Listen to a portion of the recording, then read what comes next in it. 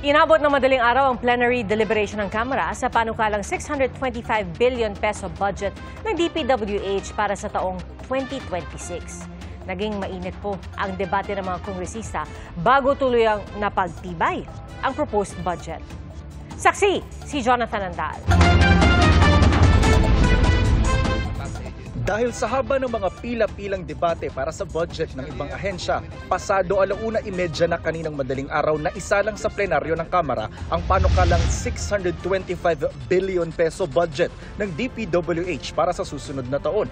At sa gitna ng usapin kaugnay ng mga maanumalyang flood control projects ng DPWH, ipinunto ng isang mambabatas, hindi raw ba aprobado ni Pangulong Marcos ang pag-release ng pondo para sa unprogrammed appropriations? Ang unprogrammed appropriations ay mga proyektong mapopondohan lamang kung may sobrang pondo ang gobyerno. Ang approval ng over 4,000 additional infrastructure projects funded from unprogrammed appropriations, particularly in 2023 and 2024, ay lahat po yan para mapondohan from unprogrammed appropriations, kailangang aprubahan po ng Presidente.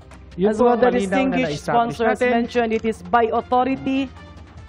There was the delegated authority.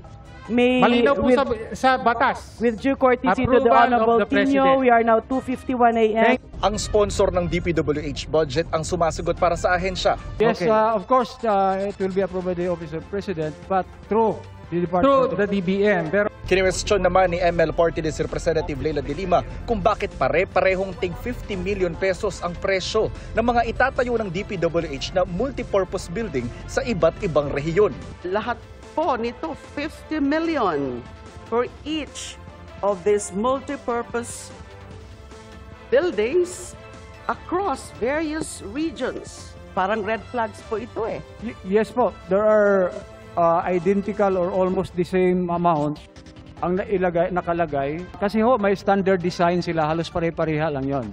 Tanong pa ni De Lima, bakit mas mahal ang classroom na gawa ng DPWH na abot mahigit 3 milyon kumpara sa isang NGO na wala pang 1 milyon? So, definitely, resilient type na building, mas mataas ang cost rather than the ordinary design po.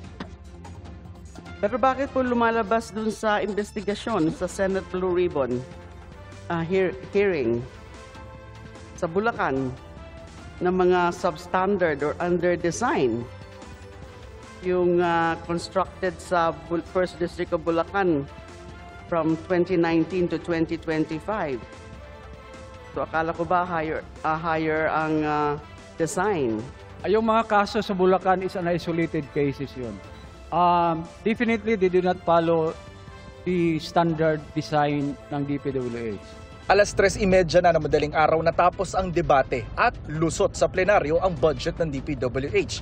Ang 625 billion pesos na panukalang budget ng DPWH para sa 2026, kalahati ng naaprobahang budget para ngayong taon. Bumaba ito dahil pinaalis ng Pangulo ang lahat ng flood control projects maliban sa 15.77 billion pesos na halaga ng proyekto na may counterpart funding at pagbabantay mula sa ibang bansa. Para sa GMA Integrated News, ako si Jonathan Andal, ang inyong saksi. Mga kapuso, maging una sa saksi. Mag-subscribe sa GMA Integrated News sa YouTube para sa iba't ibang balita.